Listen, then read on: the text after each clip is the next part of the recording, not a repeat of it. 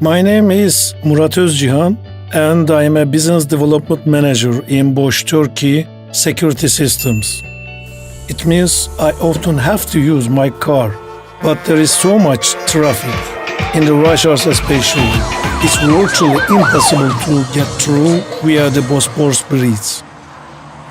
In the Eurasia Tunnel, you can reach the other side in 15 minutes by driving under the sea.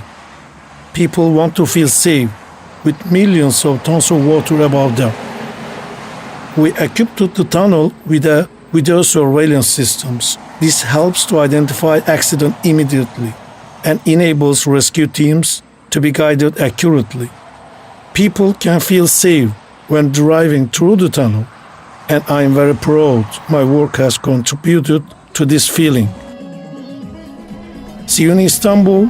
İstanbul'da görüşmek üzere.